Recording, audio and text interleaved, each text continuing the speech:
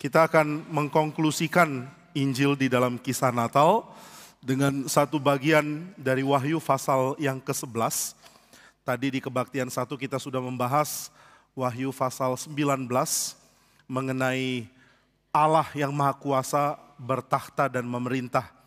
Dan bagian kedua yang akan dikaitkan dengan itu adalah dari Wahyu pasal yang ke-11 ayat yang ke-15. Saya bacakan Wahyu pasal yang ke-11 ayat yang ke-15. Lalu malaikat yang ke-7 meniup sangkakalanya dan terdengarlah suara-suara nyaring di dalam sorga. Katanya, pemerintahan atas dunia dipegang oleh Tuhan kita dan Dia yang diurapinya, dan Ia akan memerintah sebagai Raja sampai selama-lamanya. Mari saudara kita berdoa sekali lagi. Bapa di surga, kami bersyukur sebab kami mempunyai Allah yang adalah Raja kami. Engkaulah Raja kami, dan di dalam pemerintahan-Mu yang damai, kami merindukan untuk hidup dan menikmati kehadiran Tuhan sampai selama-lamanya. Kami bersyukur karena Engkau adalah Raja kami, dan kami mengharapkan keadaan di mana cinta kasih kami menjadi sempurna karena Engkau yang memerintah atas segala sesuatu. Kami bersyukur sebab Engkau adalah Raja kami dan kami merindukan berjumpa dengan Tuhan melalui pimpinan Sang Pengantara sejati, yaitu Sang Mesias yang sudah datang menjadi manusia dan yang memberikan nyawanya bagi kami untuk menjadi milik Tuhan. Kiranya Tuhan rela memberikan kepada kami firman-Mu, sebab firman-Mu lah yang akan terus mengarahkan pandangan kami untuk mengharapkan apa yang Tuhan sudah janjikan. Kiranya Tuhan rela menolong kami untuk menghidupi pengharapan yang kami nantikan di dalam kehidupan yang penuh sukacita, meskipun di tengah-tengah dunia yang belum disempurnakan oleh kedatangan kedua Kristus. Pimpin kami ya Tuhan, berikanlah hamba-Mu kemampuan untuk menyampaikan apa yang Tuhan inginkan di dalam kata-kata yang Dia bagikan. Dan kiranya kami makin mengerti Alkitab yang adalah firman-Mu, sehingga kami mengenal apa yang Tuhan janjikan dan menantikannya dengan sepenuh hati kami. Di dalam nama Tuhan Yesus kami berdoa. Amin. Saudara sekalian, kita bersyukur karena di dalam kitab suci, satu tema yang sangat penting adalah Allah adalah Raja. Di dalam perjanjian lama, Allah adalah Raja dikaitkan dengan seluruh pemeliharaan yang Tuhan berikan kepada alam dan kebaikan yang Tuhan berikan dari alam kepada kita. Allah adalah Raja yang baik.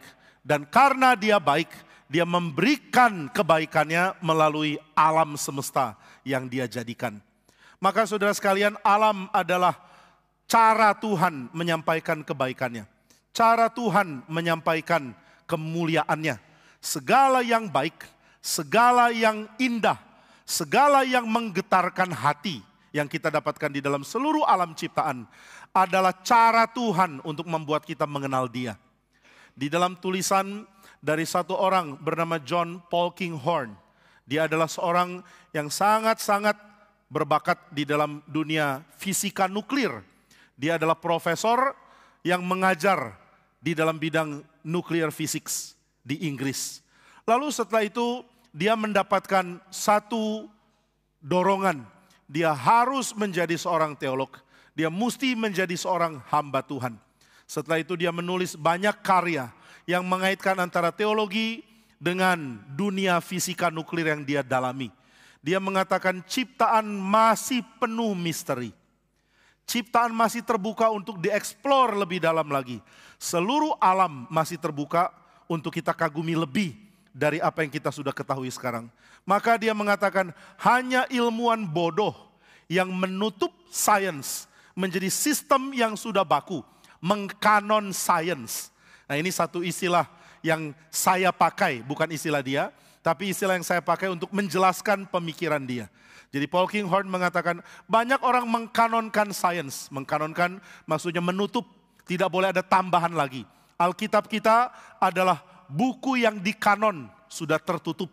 Sudah tidak boleh tambahkan buku lain di dalam kitab suci. Ini namanya closed canon, kanon yang sudah ditutup. Nah, kalau Alkitab adalah kanon yang sudah ditutup, Penafsiran Alkitab bukan kanon yang sudah ditutup. Maka cara kita menafsirkan Alkitab masih akan berkembang. Cara kita mengerti ayat-ayat di dalam kitab suci masih perlu digali dan perlu dikuatkan kembali di dalam keyakinan akan akurasinya. Nah itu sebabnya ketika menyelidiki kitab suci, sumbangsi dari para pemikir, para teolog, para hamba Tuhan, itu bukan closed canon. Saudara tidak bisa mengatakan seluruh tafsiran atas kitab suci sudah selesai. Nggak boleh ada tafsiran lagi selain tafsiran yang mengikuti tafsiran yang sudah ada. Itu tidak benar. Masih mungkin ada tafsiran yang lebih dalam, yang lebih indah, yang lebih baik, yang akan Tuhan anugerahkan untuk gereja Tuhan. Tapi tidak boleh ada tambahan buku yang masuk di dalam kanon Alkitab. Nah bagaimana dengan sains?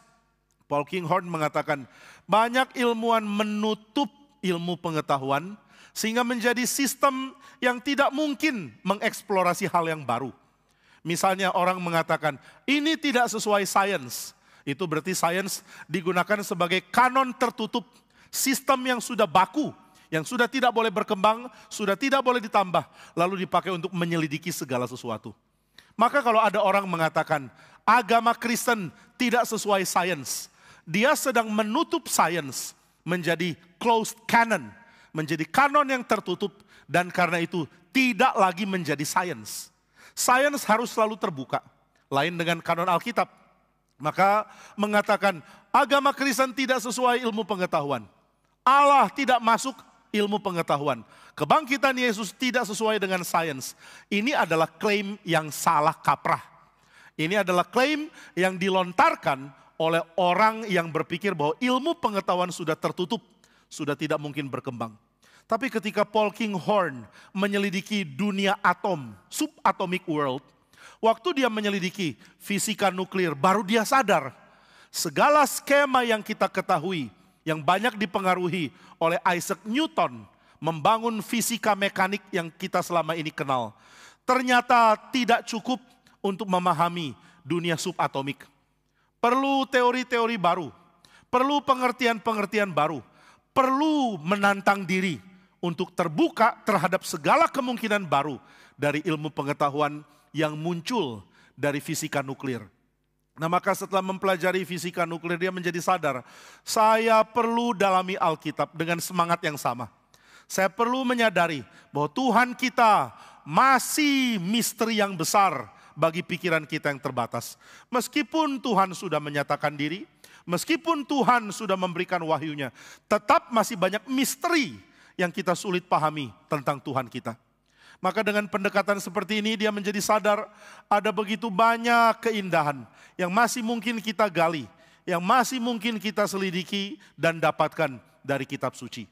Nah itu sebabnya dia tertarik untuk menjadi teolog dan dia tertarik untuk kaitkan antara semua teori yang dia pelajari di dalam dunia dia mengajar dengan teologi yang dia coba dalami.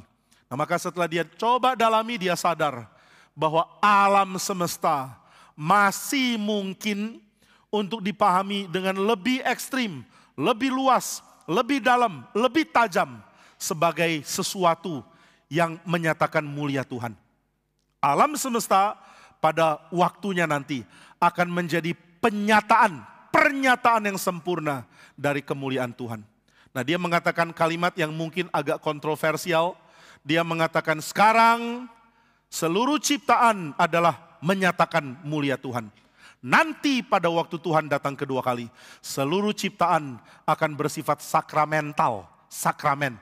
Nah kita tidak tentu harus setuju ini, tapi seorang teolog lain bernama Hans Boersma. Dia seorang ahli Calvin dan juga ahli Kuyper, tapi yang menyoroti aspek spiritual dari pemikiran orang-orang ini.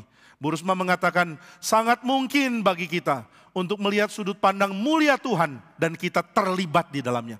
Suatu saat seluruh alam ciptaan baik sorga maupun bumi akan menyatakan kemuliaan Tuhan dengan cara yang belum bisa kita antisipasi saat ini. Maka kita dengan penuh gairah, dengan penuh semangat coba selidiki seperti apakah alam, bagaimana alam bisa menyatakan kemuliaan Tuhan. Bagaimana hal-hal yang buruk akan diatasi. Bagaimana hal-hal yang indah akan dipelihara terus. Nah itu sebabnya di dalam kitab suci, Raja sejati yaitu Allah bukan hanya memerintah manusia. Raja sejati, yaitu Allah, adalah Dia yang menata seluruh alam semesta.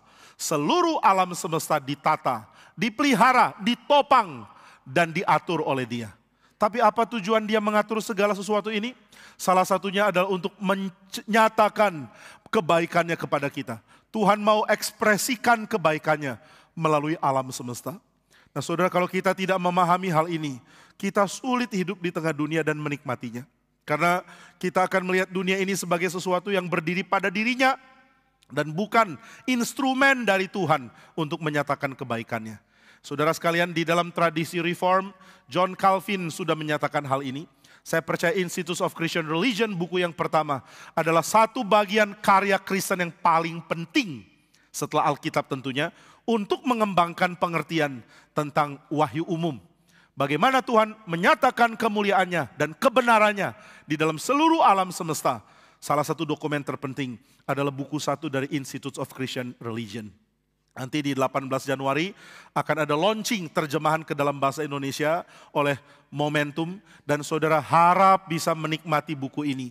Yang bisa pakai bahasa Latin, baca bahasa Latinnya. Karena saudara akan menemukan kelimpahan yang besar dari bahasa yang memang Calvin pakai untuk menulis buku ini. Kalau tidak, baca bahasa Inggrisnya.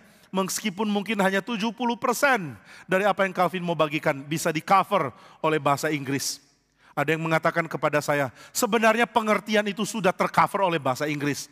Tapi keindahan, pemilihan sastra, keindahan berbahasa itu sulit di cover di dalam karya terjemahan. Nah maka karya bahasa Inggris atau karya bahasa Indonesia, meskipun tidak bisa ambil seluruh kelimpahan berbahasa yang Calvin pakai, namun sangat cukup untuk memberikan kepada kita pengertian yang Calvin mau ajarkan. Nah maka dengan membaca buku 1 kita sadar bahwa Tuhan adalah Allah yang mengatur alam semesta untuk membuat kebaikannya dikenal.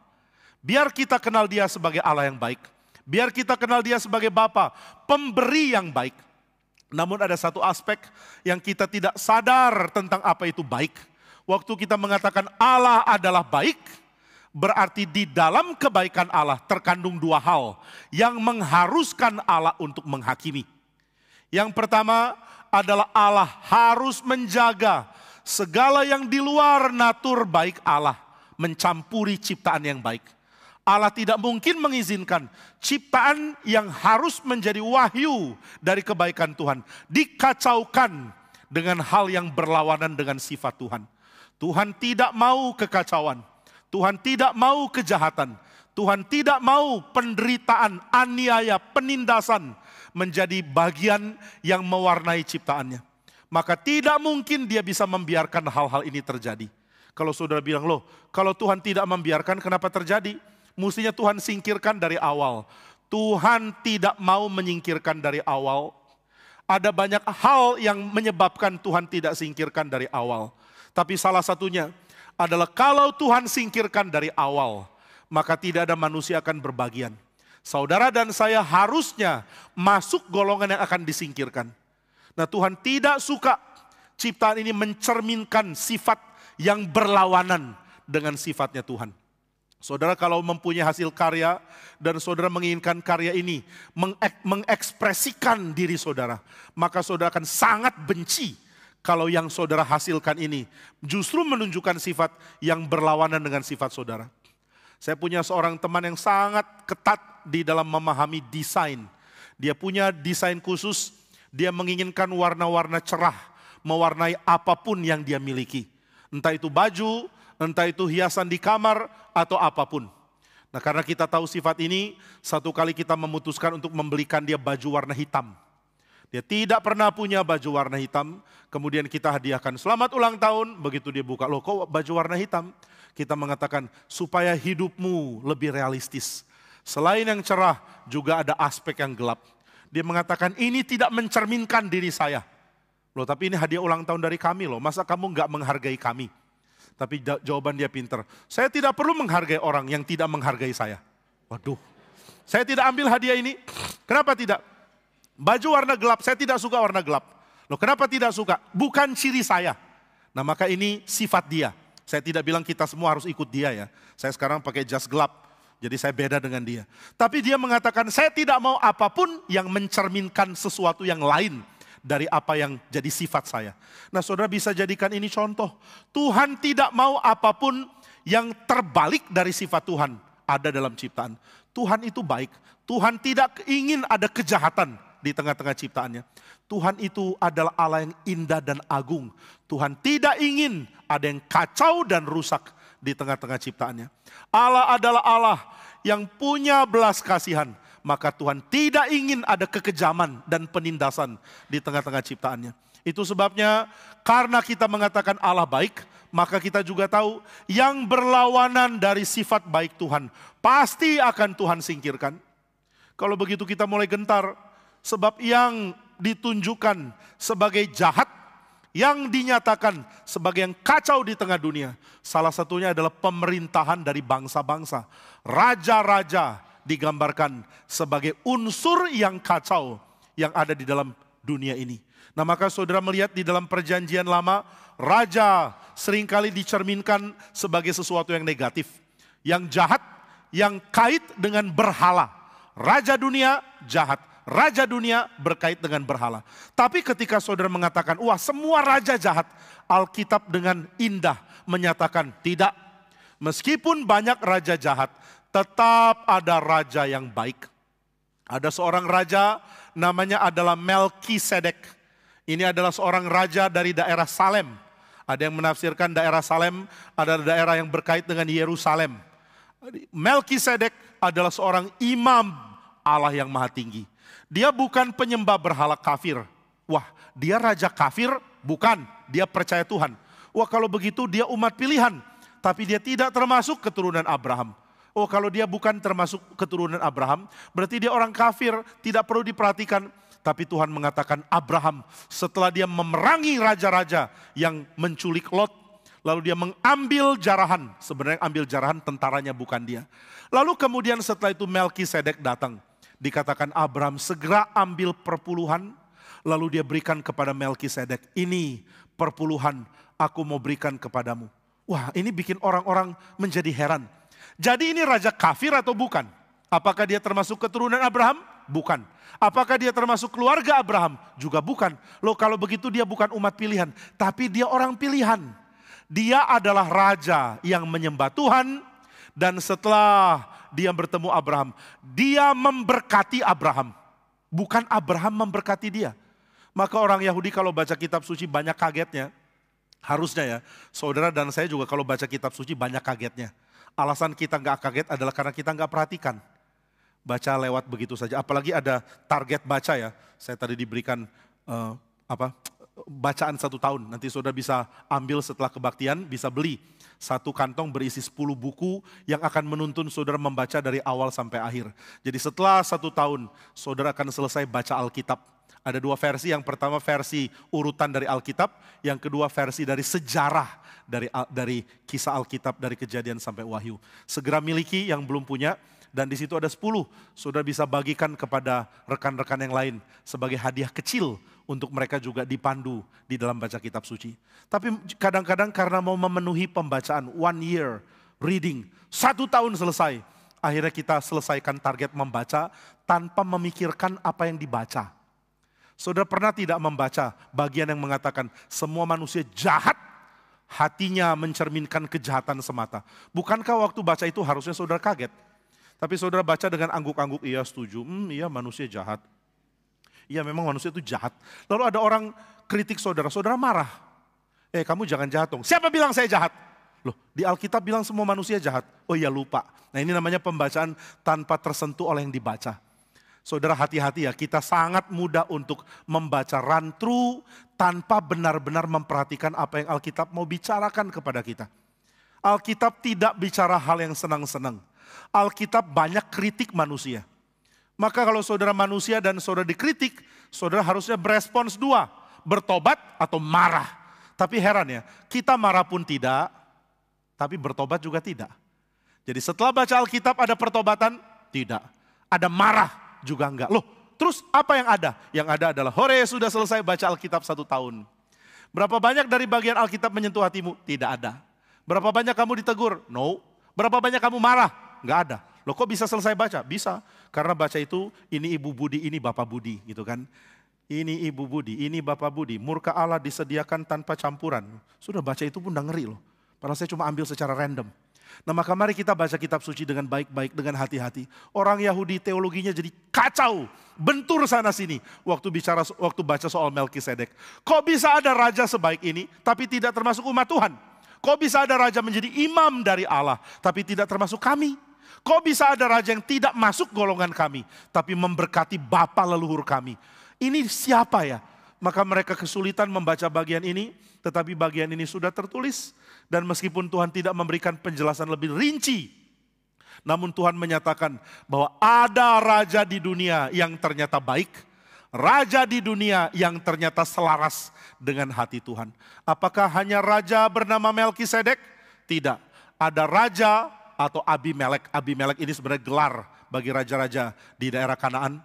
Ada seorang raja bernama Abimelek. Abimelek yang mana adalah yang hidup sezaman dengan Abraham. Waktu itu Abraham ketakutan. Dia 2 kali ketakutan seperti ini. 1 kali waktu ke Mesir, 1 kali di tengah-tengah tanah Kanaan. Dia mengatakan, Sarah, kamu perempuan yang cantik sekali. Dan kalau ada orang dari Kanaan lihat kamu, pasti mereka mau ambil kamu jadi istri mereka. Lalu kalau kamu dijadikan istri, aku ini kan suamimu. Hal pertama yang mereka lakukan untuk mengambil kamu adalah membunuh saya. Kamu mau saya mati? Wah, Abraham pintar bujuk istrinya. Kamu rela kehilangan saya? Sarah bilang, ya enggak dong. Tuan, Sarah kan panggil Abraham Tuan ya kalau saudara baca kitab suci. Kamu rela kehilangan saya? Ya tidak dong. Kamu cinta saya? Iya. Mau saya mati atau hidup? Hidup. Kalau gitu kalau ada orang tanya jangan bilang istri ya, bilang adik. Loh kenapa enggak boleh bilang istri? Karena kalau kamu istri saya, orang mau ambil kamu, mereka akan bunuh saya. Oh jangan sampai, jangan. Makanya bilang kamu adik. Maka kemana-mana pamer, saya adiknya Abraham. Siapa kamu? Sarah, istri Abraham. Bukan, adik. Oh adik ya, maka kemana-mana keluar berita. Abraham punya adik cantik sekali. Sampai orang-orang di Gerar, di daerahnya Filistin, itu bikin puisi tentang cantiknya Sarah. Wah saudara, hebat ya, Sarah sudah tua tapi orang bikin puisi tentang dia. Kita yang masih muda, gak ada orang peduli bikin puisi tentang kita. Waduh, dia terkenal kemana-mana sebagai perempuan cantik, orang mulai bikin puisi.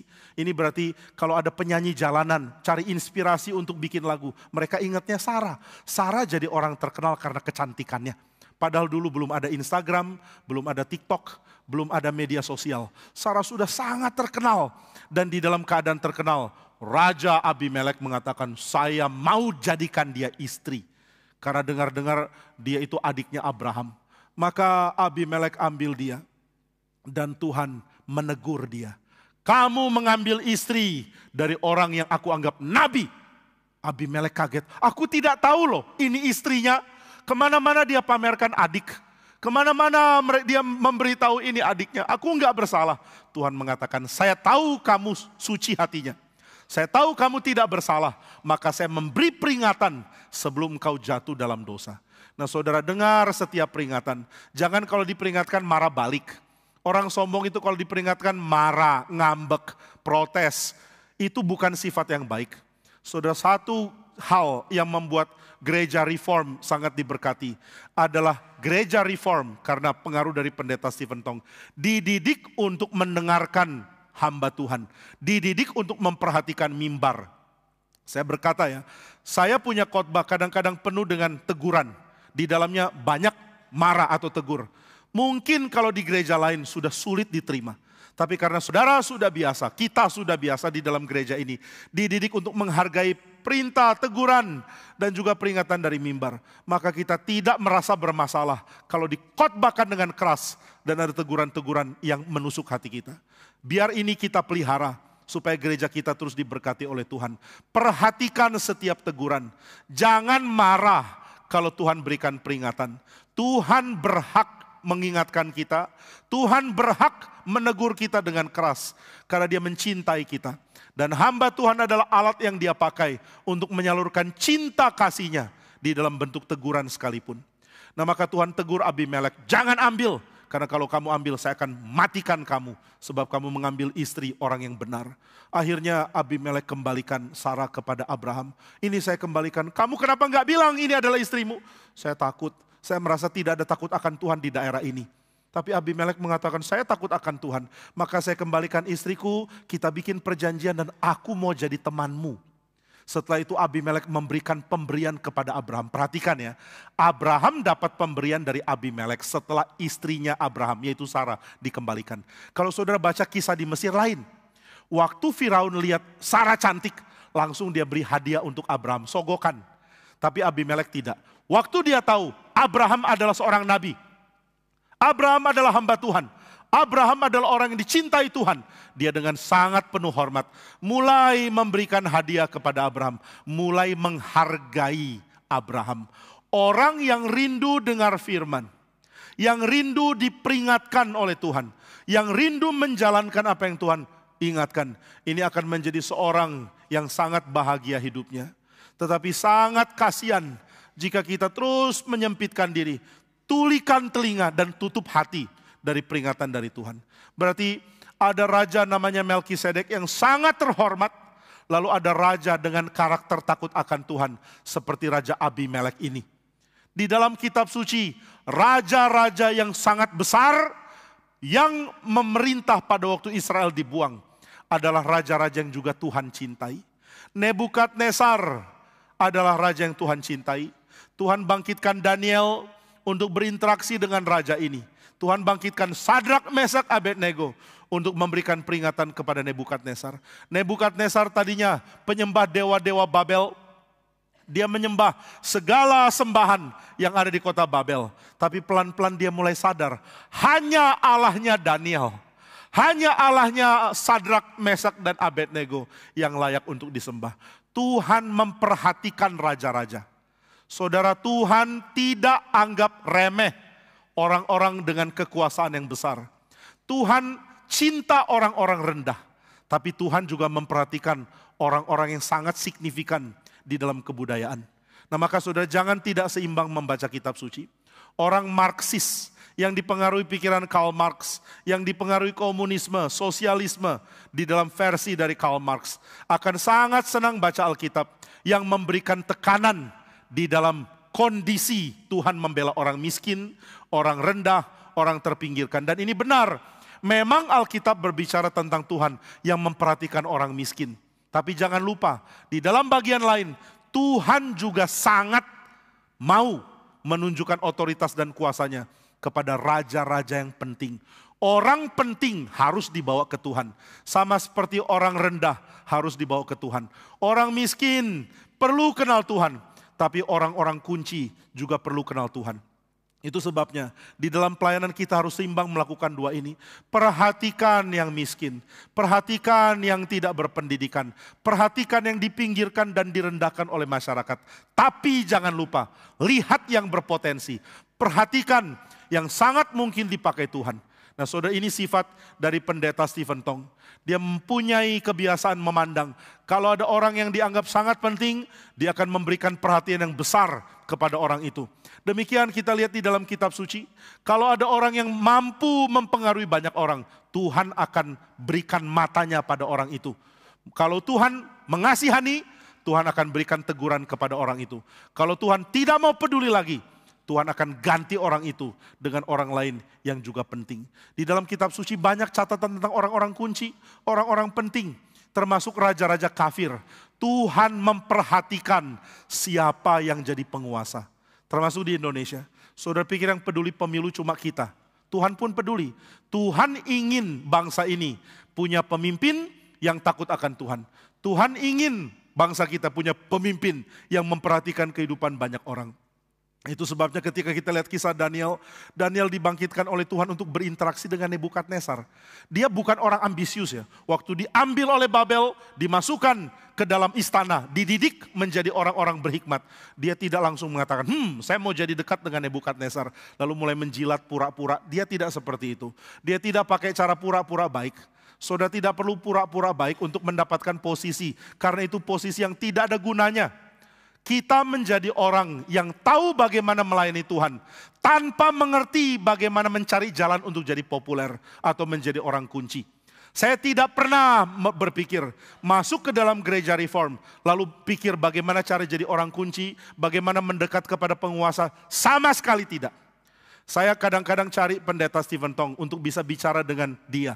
Bukan karena ingin mendekat, tapi karena memang senang berbicara dengan orang yang saya anggap sebagai orang yang pengaruhi rohani saya dengan sangat besar.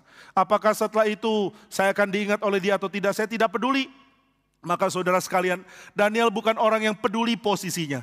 Yang dia tahu adalah kalau dia adalah pelayan Tuhan, di mana-mana dia harus pertahankan hidup yang sesuai dengan apa yang Tuhan mau. Tapi Tuhan yang angkat dia, Tuhan yang pertemukan dia dengan Nebukadnezar. Tuhan izinkan Nebukadnezar punya mimpi tentang patung dengan berbagai bahan yang dihancurkan oleh batu yang bukan oleh tangan manusia. Lalu batu itu menghancurkan patung dengan menghantam kaki, dan setelah itu batu itu menjadi gunung yang penuhi seluruh bumi. Apa arti mimpi ini? Gak ada yang tahu.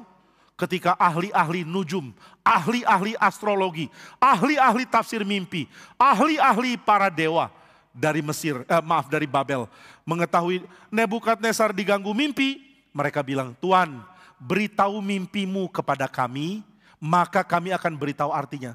Nebukadnezar bilang, "Tidak, kalian suka bohong. Saya kasih tahu mimpi, lalu kalian hias-hias dengan bahasa-bahasa yang memuakkan. Palsu kalian ini. Saya tidak mau orang palsu. Kamu beritahu saya mimpi saya apa." Semua ahli nujum kaget. Tuan yang mimpikan Tuan, saya mimpinya lain loh. Kemarin saya mimpi minum es jeruk di pantai. Kalau Tuan kan lain, Tuan kasih tahu mimpinya, baru kami tafsir. Nebukadnezar bilang, "Tidak, kalau kamu tidak bisa beritahu mimpinya, saya bunuh kamu dan seluruh orang pintar di negeri ini." Semua jadi kaget, termasuk Daniel. Daniel dengar berita, orang-orang pintar mau dihukum mati. Dia termasuk orang pintar. Sengsara ya jadi orang pintar ya. Kalau sekarang orang pintar dicari-cari, dulu orang pintar mau dibunuh. Sebenarnya enggak juga, sekarang pun orang pintar kurang dicari. Saudara jadi orang pintar kurang disukai, karena saudara kurang bisa menenangkan hati pemimpin yang bodoh. Pemimpin yang pintar senang orang yang pintar, pemimpin yang bodoh benci orang yang pintar. Nah, saya enggak pernah benci orang yang pintar, saya sangat-sangat senang anak-anak muda yang pintar. Mahasiswa yang pintar di kelas saya harap bisa melayani bersama dengan saya. Nanti kalau dia lebih hebat khotbahnya bagaimana? Puji Tuhan, saya tidak mau terus-menerus berkhotbah. Harus ada orang lebih bagus dari saya berkhotbah untuk pekerjaan Tuhan lebih baik. Nanti saya cari pelayanan lain, dia yang utama berkhotbah. Tapi kalau yang muda kurang bisa, saya nggak mungkin berikan. Nah, maka saya sangat senang ada orang pintar muncul. Saya tidak mau diri saya menghambat pekerjaan Tuhan. Yang lebih pintar mesti muncul, yang lebih berbakat mesti muncul, yang lebih mampu khotbah mesti ambil alih mimbar ini. Dan saya harus turun, cari pelayanan lain, cari hal yang akan menyenangkan Tuhan tapi tidak menghambat orang lain punya kemampuan. Nah, maka saudara sekalian, orang-orang pintar sering dibenci, nggak disuka karena dianggap mengganggu stabilitas dan otoritas yang di atas. Nah, ini tidak boleh terjadi di GRI. Saudara yang pintar, rendah hati belajar. Tapi ketahuilah, di dalam gereja ini, Pendeta Stephen Tong melatih semua hamba Tuhan untuk membenci diri yang sombong. Membenci diri yang menghambat orang yang sangat baik untuk berkembang. Itu sebabnya yang pintar saya harap saudara masuk sekolah teologi. Anak-anak muda yang mampu baca karya-karya penting. Yang sudah pernah punya pikiran, membaca pikiran-pikiran paling bagus. Cepat masuk sekolah teologi. Gereja perlu dipimpin oleh orang yang bisa memimpin pikiran orang lain. Gereja tidak boleh dipimpin oleh orang yang cuma dikasihani oleh orang. Ya sudahlah, kita kasih dia jatah pelayanan. Ayolah kita kasih dia kesempatan pelayanan. Tapi orang tidak dengan rela mau tundukkan diri ke dalam pimpinan orang itu. Itu tidak benar. Biar gereja dipimpin oleh orang-orang paling pintar. Tapi orang-orang paling pintar gak mau masuk gereja karena banyak senior yang benci orang yang lebih pintar. Ini senior harus masuk neraka. Orang-orang yang khawatir kalau ada orang lain lebih pintar muncul dan dia ketakutan. Orang seperti ini tidak boleh jadi pelayan Tuhan. Termasuk saya. Kalau saya punya jiwa itu, Tuhan harus pecat saya. Tidak boleh jadi hamba Tuhan lagi. Nah, maka saudara Daniel orang yang sangat pintar. Sadrak, Mesak, Abednego orang-orang yang sangat pintar. Mereka orang-orang yang lincah pikirannya. Tapi suci mau ikut Tuhan. Mereka tidak ada ambisi demi diri. Mereka tidak ingin hal-hal yang dunia ini inginkan. Maka ketika mereka dengar, loh, Raja Nebukadnezar mau bunuh orang-orang seperti kami. Kenapa ya? Oh, karena pemimpin-pemimpin kami pura-pura pinter. Nah ini ada orang pinter, ada orang purpin. Nah ini istilah baru ya, purpin. Ini mesti masuk kamus. Artinya pura-pura pinter. Sudah bodoh tetap pura-pura pinter. Ini orang-orang pura-pura pinter, pinternya menjilat. Pinternya mengambil hati atasan. Sehingga atasan bilang, oh saya naikkan kamu ya. Wah puji Tuhan dinaikkan. Jadi apa Pak? Jadi orang nomor 3. Jadi orang nomor 3. Kualitas saya apa? Kualitas kamu adalah apapun yang saya bilang, kamu bilang iya. Ya kan? Iya Pak. Wah tuh bagus. Naik lagi, naik lagi. Akhirnya mereka nggak punya kualitas. Waktu ditanya sama Nebukadnezar, tafsirkan mimpi saya. Oh, ya Tuhan kasih tahu mimpinya apa, nanti kami kasih tahu. Saya muak. Tiap kali saya beritahu mimpi selalu bagus-bagus. Aku mimpi jatuh ke gunung berapi. Oh itu artinya bagus Tuhan. Artinya Tuhan akan dilimpahi kekayaan. Loh kok bisa? Ya gunung berapi itu simbol kekayaan. Dari mana? Dari saya. Ini namanya pembohongan. Maka Nebukadnezar ini raja pinter. Raja pinter gak suka penjilat. Ini pemimpin pinter benci penjilat. Pemimpin goblok senang penjilat. Pemimpin goblok senang dijilat-jilat. Pemimpin pinter benci penjilat. Nah maka ketika Nebukadnezar lihat ini pemimpin-pemimpin di bawahku. Penjilat, saya benci kalian, saya mau bunuh kamu. Oh kenapa mau bunuh kami? Kami sudah sibuk menjilat. Kamu gak ada kualitas. Sudah gak ada kualitas mau memimpin. Tidak ada kualitas mau pegang jemaat. Tidak ada kualitas mau perintah hamba orang-orang di bawahmu. Kualitas apa? Hak apa kamu punya seperti ini? Sekarang banyak pendeta jadi gembala sidang. Banyak pendeta jadi pemimpin jiwanya kerdil. Tidak tahu bagaimana mengembangkan pekerjaan Tuhan. Tidak tahu bagaimana menjadikan pekerjaan Tuhan besar. Yang dipedulikan cuma diri, bagaimana bisa santai. Tiap hari diisi dengan ketiadaan kerja. Pendeta macam apa seperti ini? Saya pernah datang humas untuk KKR regional yang dikerjakan Malang. Ketemui pendeta, orang mengatakan, aduh susahlah ketemu pendeta ini. Oh kenapa sibuk ya? Bukan, nggak jelas kegiatannya. Pokoknya kemana dia kita nggak tahu. Ditemui jemaat nggak bisa, diajak rapat nggak bisa, ini itu nggak bisa. Malasnya bukan main. Saya dengar ini sedih bukan main. Kenapa orang malas bisa jadi pemimpin? Mungkin dia malas plus pintar menjilat. Nah maka orang-orang di bawah Nebukadnezar dibenci oleh Nebukadnezar. Saya tidak suka kalian, saya membuang kalian karena kalian palsu. Tidak punya kualitas, tapi ambil kedudukan. Nah negara kita rusak karena banyak orang tidak berkualitas punya kedudukan. Gereja juga rusak. Kalau orang tidak ada kualitas, ambil kedudukan. Kedudukan di gereja itu bukan kehormatan untuk diri. Itu adalah satu kerelaan menjadi hamba. Maka yang mau posisi tinggi, dia adalah orang yang rela jadi budak bagi yang lain. Nah maka saudara sekalian, Nebukadnezar marah, dia mau bunuh.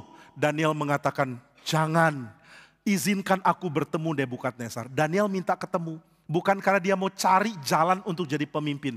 Karena dia sudah mau mati. Dan banyak teman-teman dia akan dimatikan. Dia mesti tolong orang-orang ini. Karena mereka tidak ada salahnya. Kenapa raja begitu jahat, begitu keras, begitu marah? Ya karena pemimpin-pemimpin ahli nujum itu gak bisa jawab Nebukadnezar. Kalau gitu aku ketemu dia. Hah Daniel, kamu yakin? Daniel bilang, yakin. Kok bisa yakin? Nebukadnezar itu gak mau beritahu mimpinya apa. Kamu mesti tebak mimpinya apa. Wah Daniel dengan berani mengatakan, Tuhan akan kasihan sama saya. Tuhan akan bukakan mimpi untuk Nebukadnezar lewat saya. Maka Daniel dipertemukan dengan Nebukadnezar. Daniel tanya, Nebukadnezar tanya, apa mimpi saya? Daniel dengan berani mengatakan, Tuhan, tahu tidak kenapa pemimpin-pemimpin ahli nujum palsu itu tidak bisa memberitahukan mimpi Tuhan? Karena mereka tidak mengenal Allahku. Wah Daniel langsung tinggikan Tuhan. Dia punya concern Tuhanku harus ditinggikan. Tidak ada yang lain, hanya Tuhan ditinggikan. Bukan saya, bukan siapapun. Maka dia mengatakan, Tuhanku adalah satu-satunya yang akan beritahu mimpi. Bukan dewa-dewa mereka, bukan dewamu ya Tuhan. Maka Daniel beritahu, inilah mimpi Tuhan. Tuhan lihat patung dihantam oleh batu yang akhirnya menjadi gunung yang besar. Nebukadnezar kaget, iya itu mimpi saya. Kok kamu tahu? Apa kamu terlibat di mimpi saya juga? Daniel bilang, bukan Tuhan, Allahku memberitahu mimpi. Ini berarti kerajaan Tuhanku akan hancur. Wah berani ngomong gini ya. Semua ahli nujum yang di belakang bilang, jangan. Kalau mau kasih tahu mimpi yang bagus-bagus. Pujilah rajamu, pujilah dia. Biar hati dia senang. Katakan kalimat baik-baik. Nah, ini semua gayanya penjilat sudah dikenal oleh orang-orang yang pintar. Nah maka pemimpin yang pintar sudah tahu itu semua palsu. Tapi Daniel ini asli. Dia tidak ada niat menjilat. Dia tidak pernah pura-pura. Saudara saya tidak bilang saudara nggak boleh puji orang yang saudara kagumi ya. Puji yang tulus itu oke, tapi puji pura-pura, nggak suka, nggak senang, nggak hormat, tapi masih bisa senyum, masih bisa bilang, aku mengagumi kamu, itu memuakkan luar biasa. Nah maka Daniel mengatakan, Tuhan, Engkau punya kerajaan sangat besar. Ini Daniel puji, Daniel tidak pura-pura. Tetapi Tuhan akan mengalihkannya kepada yang lain. Lalu kerajaan setelah Tuanku akan dihancurkan oleh kerajaan ketiga. Tapi Tuhan mau semua dunia tahu bahwa kerajaan adalah milik Allah dan hanya Allah saja. Maka dialah yang pilih siapa raja yang bangkit. Dia juga pilih siapa yang raja yang harus dihancurkan. Nebukadnezar kaget. Dia mengatakan orang kayak begini yang harus jadi pemimpin. Saudara anak-anak muda, berhenti ikut dunia yang mengatakan jilat supaya dapat posisi. Jangan. Jadilah orang yang takut akan Tuhan dan lihat posisi apa yang Tuhan mau berikan kepada saudara. Apa yang Tuhan mau berikan kepada saudara jauh lebih baik daripada apa yang saudara peroleh bagi diri dengan cara yang memuakkan. Maka ketika Daniel mengatakan, saya beritahu mimpi Tuhan. Nebukadnezar dengan penuh hormat mengatakan, kamulah yang harus memimpin bangsa ini. Kamulah yang harus jadi penasehat utama. Kamulah yang harus menjadi orang kunci yang memegang daerah di tempat ini. Tapi Daniel bilang, Tuhan, saya di sini itu jadi orang buangan. Saya sekarang sedang dididik segala hikmat. Saya enggak mau. Saya mau menyendiri, mau menjadi scholar, mau menjadi seorang rohaniwan. Saya enggak usah ikut-ikut politik. Maka karena Daniel menolak, Nebukadnezar menghargai. Kamu menolak, saya hargai. Lalu siapa yang gantikan kamu? Daniel bilang, Sadrak, Mesak, Abednego. Hananya, Misael, dan Azaria, nama Yahudinya. Merekalah yang paling layak untuk mengambil posisi yang Tuhan rencanakan untuk saya.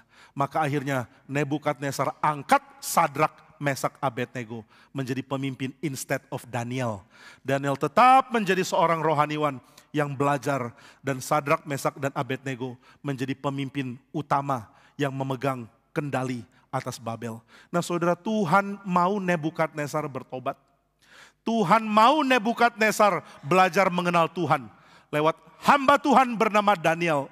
Lalu setelah itu Nebukadnezar mulai sombong, saya kerajaannya besar, saya hebat, seluruh kerajaanku tidak ada yang lebih besar dari apa yang aku miliki. Aku mencapai semuanya sendiri. Maka dia diberikan penyakit, dia diberikan pikiran yang tidak waras, dia jadi seperti sapi, melepas pakaian, lalu tinggal di padang rumput penuh dengan embun dan makan rumput seperti sapi.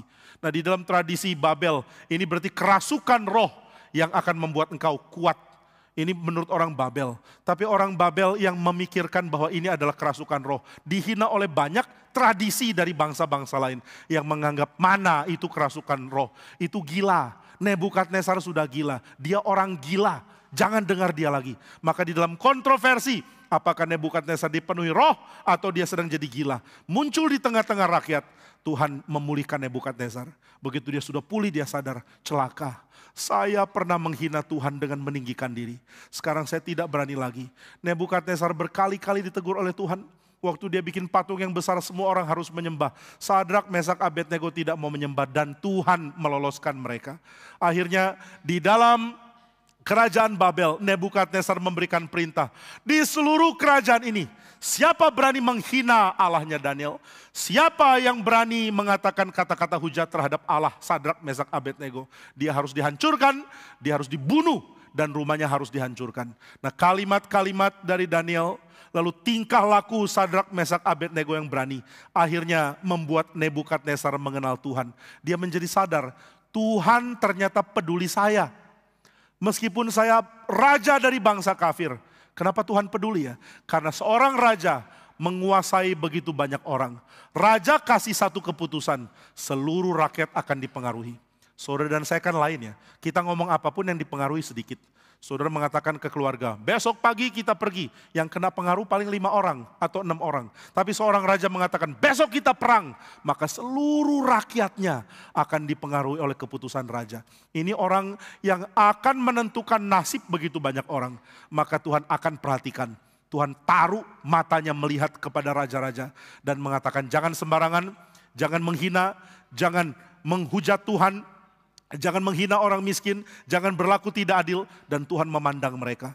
Saudara, ada satu komentari yang bagus sekali mengenai kitab Raja-Raja. Di awal bagian komentari itu dikatakan, kitab Raja-Raja adalah seruan Tuhan bagi semua raja, bukan hanya Raja Israel.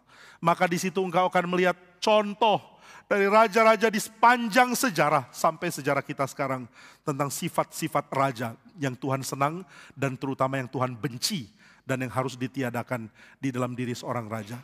Nah itu sebabnya raja di dalam perjanjian lama sangat kunci.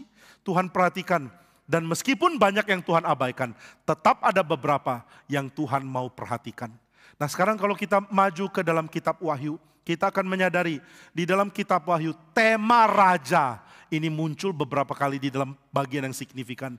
Di dalam Wahyu pasal yang ke-6, pasal yang ke-7, pasal yang ke-11, pasal yang ke-19 berkali-kali muncul tentang tema raja.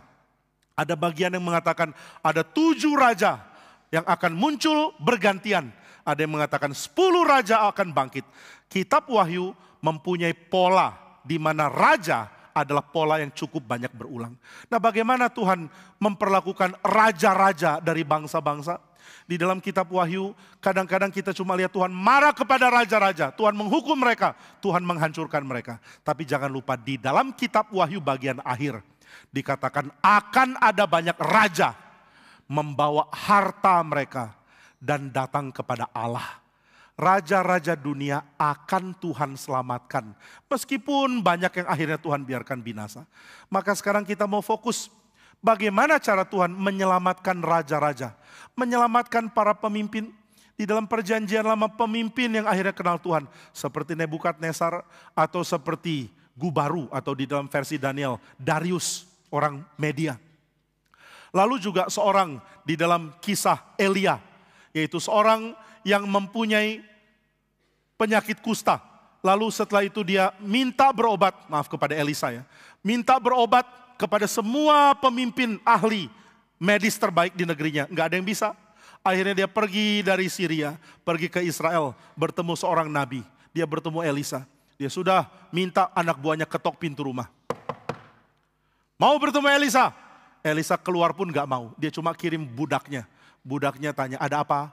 Ini ada raja, ada jenderal yang sangat penting. Seorang pemimpin dari orang Aram. Seorang yang sangat-sangat dihargai. Dia mau bertemu dengan Nabi Elisa. Tapi orang ini mengatakan, saya sudah dapat pesan dari tuanku, yaitu Nabi Elisa. Katanya, biar dia pergi cari sungai Yordan, lalu celup badannya berapa kali nanti sembuh. Hah, cuma itu? Ketemu pun tidak, enggak menghargai sama sekali. Tapi akhirnya ketika Naaman celupkan dirinya seperti yang diperintahkan, dia sembuh. Maka dia menjadi pemimpin militer yang takut akan Tuhan. Banyak orang-orang penting yang Tuhan mau tarik menjadi milik Tuhan. Menjadi bagian dari orang percaya. Dan kitab Wahyu memberikan gambaran raja-raja akan diperingatkan oleh Tuhan. Raja-raja itu akan jatuh di dalam 2 hal. Yang pertama, raja-raja jatuh karena kejam. Mereka tidak peduli dan tidak punya belas kasihan. Ini berlawanan dengan sifat Tuhan. Dan saudara jangan pikir kita yang bukan raja tidak jatuh dalam kesalahan yang sama. Kita bisa kejam, kita bisa tidak peduli. Kita bisa tidak pikirkan tentang orang lain. Kita bisa dengan kejam berbicara tentang orang lain. Dengan cara yang menghancurkan orang itu tanpa memberikan bukti yang benar. Kita menjadi orang yang jahat di dalam gosip atau di dalam mencela, di dalam menjelek-jelekan orang lain tanpa kita sadar. Nah maka saudara sekalian raja-raja bersalah karena mereka bisa bertindak kejam. Mereka menghancurkan yang lain. Tapi hal yang kedua yang membuat raja-raja dibenci oleh Tuhan adalah raja-raja terikat oleh kesenangan dunia. Senang bersenang-senang, uang banyak, bisa pesta, bisa peroleh barang paling mewah. Bisa hidup dengan level hidup yang paling tinggi. Maka raja-raja mempertahankan kenikmatan hidup dengan mempertahankan kuasanya. Ini pun kita bisa salah. Kita bukan raja tapi kita mau cari kemewahan. Kita merasa uang kita kurang. Terus rasa uang kita kurang. Saudara kita sangat bersyukur ya di dalam gerakan Reform Injili. Hamba Tuhan dilatih untuk tidak pernah rasa uangnya kurang. Salah satunya dengan jadi teladan janji iman. Di mana-mana kalau gereja mau bangun, hamba Tuhan harus jadi contoh dalam janji iman. Baru dia bisa gerakan orang lain janji iman. Ketika ada di Bandung, saya sangat ingin gerakan jemaat untuk beli ruko yang kami ada miliki. Saya tanya, ini ruko dibeli atau sewa? Masih sewa, masih sewa. Kalau nggak diperpanjang bagaimana? Nah itu kita bingung. Saya minta langsung beli. Ini saya baru pertama datang, rapat pertama langsung minta beli ruko. Wah saya pikir-pikir, saya kadang-kadang nggak mikir ya. Apa perasaan pengurus ya, datang duduk Pak, ada rencana apa? Beli ruko. Hah? Mahal loh Pak, uang kita belum banyak. Janji iman. Nanti saya juga janji iman. Lalu itu saya bolak-balik dari Malang ke Bandung. Istri saya belum ikut. Lalu saya telepon dari Bandung ke Malang ke istri saya. Saya bicara dengan tenang, istriku, ada apa suamiku? Malah enggak gitulah. Saya bilang, apakah engkau percaya pemeliharaan Tuhan? Percaya. Percaya kalau uang kita cukup? Iya. Nah, ada satu berita sukacita. Apa itu? Kita akan janji iman untuk Bandung. Hah? Untung istri saya satu visi. Dia bilang, oke. Kadang-kadang malah saya sudah sebutkan angka, dia minta angkanya ditambah. Nah ini baru istri ya. Kalau istri dengar suaminya mengatakan, kita mau janji iman. Loh Pak, kapan kita jalan-jalan ke Jepang? Kapan kita ke Swiss? Kapan uangnya kok ke gereja terus? Wah saya bersyukur istriku gak kayak gini. Kalau istri saya kayak gini mungkin ribut terus di rumah. Karena saya gak mungkin gak cinta gereja Tuhan. Tapi istri saya mengatakan boleh, bukan cuma boleh. Kayaknya janji iman kita masih kurang, tambah lagi. Tambah lagi, lu lebih beriman dari gua. Akhirnya saya berani ajak jemaat janji iman. Khotbah pertama di GRI Bandung, sebelum khotbah saya sharing, kita mau janji iman. Aduh gimana ya kayak gini, nekat. Jemaat belum kenal, belum apa langsung janji iman. Waktu di Karawaci saya lupa, saya ajak janji iman atau belum? Belum ya. Tunggu waktunya. Lo janji iman, memangnya uangnya banyak? Enggak. Lah kalau uangnya enggak banyak terus pakai janji iman bagaimana? Tuhan tidak pernah biarkan kami kekurangan. Heran loh. Saya enggak pernah kekurangan, bahkan masih bisa tolong orang lain. Biarpun harus berbagian di dalam janji iman. Janji iman dengan jumlah yang lebih besar dari yang saya tabung. Yang saya beri lebih besar dari yang saya simpan. Loh kok bisa bertahan? Enggak tahu, itu anugerah Tuhan. Nah jadi saudara sekalian, jangan pikir paling menyenangkan kalau uang banyak. Uang banyak itu jerat. Kalau sudah punya banyak uang, cepat pikirkan uang harus dikemanakan. Biar saudara jadi orang yang alergi uang. Begitu ada uang, kemanain? Kasih orang miskin, kasih gereja, kasih mana. Jangan lupa masa depan, simpan untuk masa depan. Jangan cuma suka foya-foya, ada uang belanja, ada uang belanja. Ini yang bikin negara kita kacau. Negara kita adalah negara yang perekonomian akan makin kacau kalau orang dengan bodoh melakukan pembelanjaan. Katanya kalau orang sering belanja ekonomi akan maju. Enggak. Orang yang tidak tahu bagaimana mengelola keuangan akan membuat seluruh sistem ekonomi berpusat pada barang-barang enggak penting. Sekarang siapa yang pikirkan tentang bikin museum? Enggak ada, karena museum enggak menghasilkan uang. Semua maunya buka mall. Kenapa maunya buka mall? Karena orang terlalu suka belanja. Sekarang siapa mau pikir untuk bikin toko buku dengan buku-buku bermutu? Enggak ada yang mau. Karena orang enggak mau beli buku. Nah karena kebodohan kita belanja, negara kita akan rusak. Itu sebabnya. Mari pikir baik-baik. Jangan jadi orang yang senang kaya. Kaya itu enggak menyenangkan. Kaya itu adalah tugas tanggung jawab yang berat. Orang yang mengatakan, Tuhan saya kok kaya ya, saya perlu ngerti tanggung jawab saya apa, itu baru benar. Tapi orang yang gila kekayaan akan rusak. Raja-raja maunya kaya, maka ada seorang yang namanya Babel di Wahyu ya. Kadang-kadang orang ini dicerminkan sebagai perempuan, kadang-kadang dicerminkan sebagai bangsa, kadang-kadang dicerminkan sebagai makhluk. Ada yang namanya Babel yang sangat kaya. Dengan anggurnya dia undang raja-raja mabuk bersama dia. Dengan pakaian ungu yang mahal, dia undang raja-raja untuk tertarik. Kamu kok kaya, saya mau dengan kamu. Negara kaya mengekspor keluar segala hal-hal yang cemar dari dalamnya. Negara yang namanya Babel merusak raja-raja. Mata mereka jadi ingin kesenangan, ingin seks bebas, ingin foya-foya, ingin kekayaan, ingin obat bius, ingin mabuk, ingin semua kesenangan duniawi. Nah Tuhan benci raja-raja seperti ini. Tapi apakah semua raja dibinasakan? Tidak. Di dalam kitab Wahyu, terutama di dalam pasal yang ke-11 yang kita baca, dikatakan the kingdom of this world, raja-raja, kerajaan dari dunia ini is become the kingdom of our Lord. Menjadi raja kerajaan dari Tuhan kami and of his Christ. Kalau dalam bahasa Indonesia, dan orang yang diurapinya. Diurapi itu Mesias, Kristus. Menjadi milik Tuhan, segala Tuhan yaitu Allah. Dan menjadi milik Kristus. Apa artinya? Artinya Kristus akan mengambil kerajaan-kerajaan dunia. Bagaimana cara dia ambil? Dua cara. Yang pertama dia marah dan menghakimi. Itu nanti belakangan. Tapi ada cara yang dia lakukan. Yaitu dia memenangkan bangsa-bangsa ini. Dia memenangkan raja-raja dari bangsa-bangsa ini. Inilah yang Tuhan lakukan ketika mengutus Yesus Kristus menjadi manusia. Dia datang menjadi manusia. Lalu setelah itu rasul-rasul yang percaya kepada dia diutus. Saudara tahu apa pekerjaan rasul? Saudara bisa baca ini dari perintah Tuhan kepada Paulus. Aku akan menjadikan engkau saksi memberitakan Injil kepada orang Yahudi, kepada pemimpin-pemimpin, kepada raja-raja, dan kepada orang Yahudi maupun bangsa-bangsa lain. Jadi salah satu sasaran dari pemberitaan Injil adalah para raja. Raja harus dengar Injil. Karena sebelum saatnya penghakiman, Tuhan masih mau menangkan kerajaan dengan penuh belas kasihan. Saudara, banyak orang mengerti hal ini ketika mereka menjalankan tugas misi. Mereka mau cari siapa raja, siapa orang paling penting. Termasuk No Manson, datang ke Tanah Batak. Dia menjadi seorang yang memperbesar gereja Batak yang sudah didirikan HKBP oleh Heinz, Klemmer, Betts, dan Van Asselt. Ini 4 pendiri HKBP. Setelah mereka, No Manson datang memperbesar dengan memenangkan satu orang, Raja Lumban Tobing. Nah ini raja dulu, sekarang udah bukan raja, jadi penatua dia sekarang. Nah saudara sekalian, waktu No Manson datang dia pikir menangkan raja, menangkan pemimpin. Sekarang orang Kristen tidak tahu bagaimana berstrategi memenangkan raja, memenangkan pemimpin. Bagaimana ya memenangkan raja, memenangkan pemimpin. The kingdom of this world is become the kingdom of our Lord and of His Christ. But how?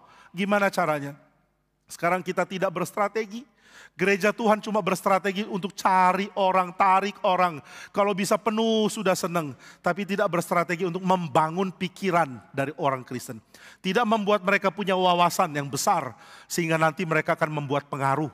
Dan dari pengaruh itu, pelan-pelan pimpinan mulai dipengaruhi. Ini saya pikir strategi yang tidak banyak orang Kristen ngeh. Tapi saudara harus sadar hal ini. Kalau kita membimbing anak-anak muda dengan kasih mereka musik genjreng-genjreng, dengan suruh mereka main game, kasih mereka senang-senang, ayo yang penting we are having fun, itu bodoh. Saudara, saya dengar ya ada satu cabang mengatakan, kita ini punya persekutuan pemuda lain dengan yang GRI lain. Kalau kami having fun, yang lain terlalu serius. Saya benci sekali kalau ini benar ada. Harusnya ini tidak ada di GRI. Masa anak muda serius terus? Anak muda harus serius, lu bukan TK lagi. Saudara, mana ada sih kampus yang menawarkan having fun sebagai pelajarannya? Ayo kelas kami menyenangkan loh, gak ada ujian, semua menang, semua dapat piala. Gitu ya. Nanti pengumuman, yang IPK 4 dapat piala, yeay tepuk tangan. IPK 1 juga dapat. Yeay, tepuk tangan. Nggak ada kuliah seperti itu. Nah maka anak muda mesti pikir bagaimana saya berbagian di tengah-tengah bangsa ini. Kita mungkin pikir cita-citanya kebangetan jauh ya. Bagaimana sih teologi bisa mempengaruhi raja-raja, mempengaruhi pemimpin, mempengaruhi pemerintah. Dengan membimbing anak-anak muda. Saudara tidak sadar ya berapa tahun lagi mereka jadi orang penting. Gereja sudah lakukan apa waktu mereka jadi pemuda di gereja. Waktu anak muda ini bergereja, apa yang gereja berikan kepada mereka? Kalau tidak dorong mereka untuk berfungsi sebagaimana orang Kristen harusnya berfungsi di tengah-tengah dunia kerja mereka, gereja bersalah besar kepada Tuhan. Tapi coba pikirkan, kita melayani, caranya berbicara kepada mereka, membimbing mereka, memberikan kerangka pikir yang benar. That's it. Kita nggak lakukan hal yang terlalu sulit. Lalu mereka dengan kepintaran mereka berjuang di masyarakat. Tiba-tiba saudara sadar satu dari mereka mungkin diangkat jadi orang pemerintah, satu diangkat jadi apa, dan mereka bisa mempengaruhi. Dengan demikian mereka bisa bersuara dengan lebih mudah. Mengatakan, hai para pemimpin, ayo takut akan Tuhan. Hai para pemimpin, ada cara yang lebih benar untuk melakukan pekerjaan ini. Dan itu yang Tuhan mau. Maka the kingdom of this world, gak semua akan dihakimi. Tidak semua raja Tuhan binasakan. Ada raja yang akan Tuhan menangkan. Mari berharap bangsa kita, termasuk bangsa yang akan Tuhan menangkan bagi dia. Pemimpin-pemimpin kita adalah pemimpin-pemimpin yang akan Tuhan pertobatkan dengan hati yang takut akan Tuhan melalui Kristus dan gerejanya. Inilah tugas kita. Saudara sekalian, saya sangat bersyukur ketika diberi kesempatan berkhotbah kepada anak-anak muda.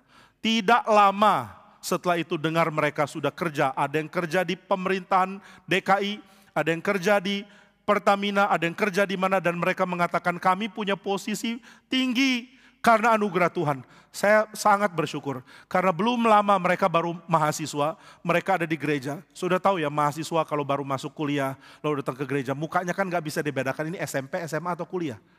Mukanya berbatasan antara imut-imut dan amit-amit gitulah. Waktu lihat, aduh mudah sekali ya, anak muda kayak gini ngerti apa sih? Anak muda culun yang cuma dengar firman, iya di gereja lalu pulang. Kita nggak sangka yang kita berikan ternyata membentuk dia. Dan waktu dia dipakai Tuhan dengan cara yang melampaui apa yang kita pikir. Tuhan akan kerjakan pekerjaannya. Nah itu sebabnya Kristus lahir di tengah dunia bukan untuk jadi raja yang hancurkan raja lain. Dia datang untuk memberitahukan Kerajaan dunia ini akan menjadi kerajaan dari Allah. Dan kamu raja-raja bertobatlah. Mari bawa harta yang Tuhan percayakan kepada bangsamu. Bawa itu ke Tuhanmu.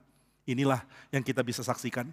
Maka kitab Wahyu meskipun banyak bicara soal pemberantasan raja-raja jahat, pemusnahan mereka dan penghancuran mereka. Tapi tetap ada bagian di mana Tuhan mengatakan, kerajaan dunia menjadi milikku dan raja-raja Tuhan taklukkan. Tunduk dan datang kepada Tuhan. Nah, kiranya Tuhan memberkati kita. Biarlah kita mengingat Natal adalah momen ketika raja itu lahir dan raja ini mendeklarasikan ada kerajaan Bapa di surga yang baik dan kamu mari bergabung. Jangan jadi milik dunia, mari jadi milik Tuhanku. Raja-raja di Eropa sudah melakukan ini ketika dipengaruhi kekristenan dan raja-raja yang takut akan Tuhan bermunculan termasuk di dalam contoh kisah Alkitab.